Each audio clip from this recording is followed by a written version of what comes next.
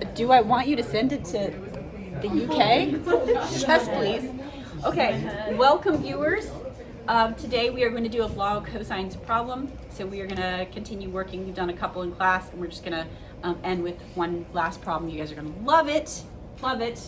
Who doesn't like word problems? Anybody? Anybody? Everyone's like, okay.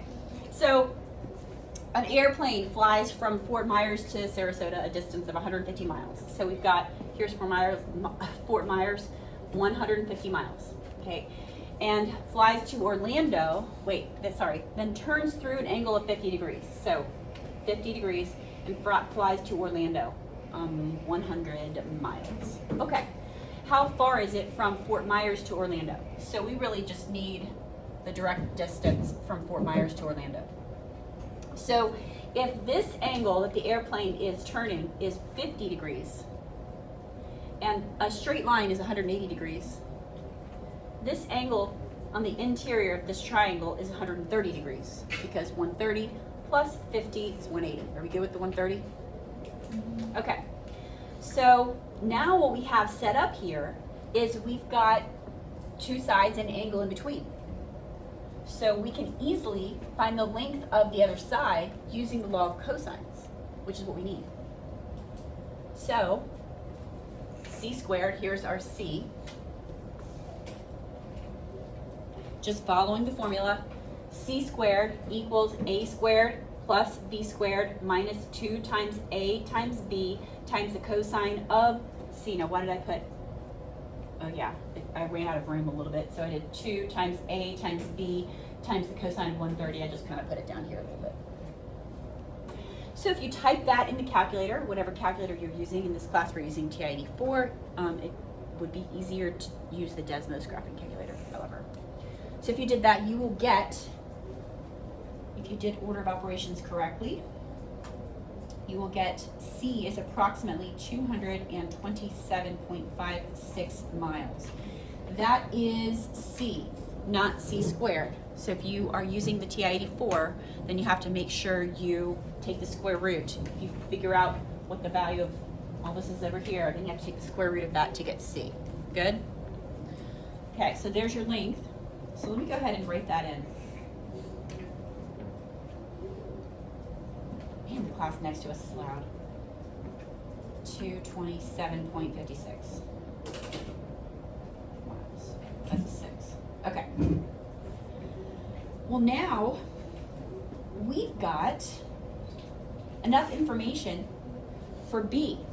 B is asking through what angle should the pilot turn at Orlando to return to Fort Myers. So he's at Orlando, right? He's facing this way. They're asking for this angle right here. Well, the side across from this angle is 150 miles. And we just created a pair here. So we can now use the law of sines to figure out the measure of this angle. And we always try to use the law of sines if we can, because it's easier than the law of cosine. So the sine of alpha over 150 equals sine of 130. And we're working in degrees, so if you're using the TI-84, you've got to make sure your calculator is in degree mode. If you're using the Desmos graphing calculator, the default is degrees, so you're good. But the default for the TI-84 is radians, so you got to switch it. All right, so we cross multiply. And divide. I won't go through all that, but it's going to be just back for like 6th grade. 150 times the sine of 30 equals the sine of alpha times 227.6. So you'll divide both sides by 227.6. You'll have the sine of alpha isolated. And then you will take the inverse sine of all that gens. Should I write that out or no? Okay, so sine of alpha, I'm just going to write the sine of alpha equals the sine of 130 times 150 divided by 220, to 27.6. Then we are taking the inverse sine of both sides. So cancel. Alpha is now isolated, and we take the inverse sine of this side. So in the calculator, you'll be taking the inverse sine of all that stuff. Again, it's easier on the Desmos graphing calculator.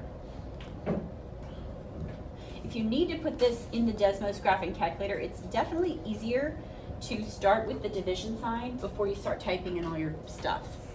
Because if you start typing the division sign first, type a number, put division sign, then it will give you the vinculum so that you can put whatever you need to in the numerator and the denominator. It just makes it easier. Nobody cares. Okay.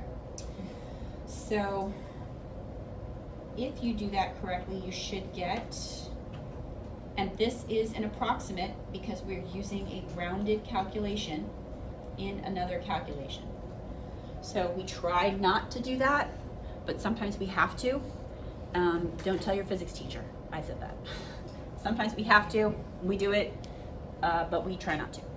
So the plane should be turning 30.3 degrees. Are we good?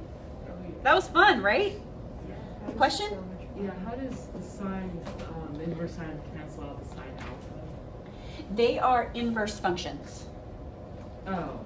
So that's the only way we're going to be able to isolate this angle is if we undo this sine function, and the only way we can do that is by using the inverse. Yeah. So good. All right.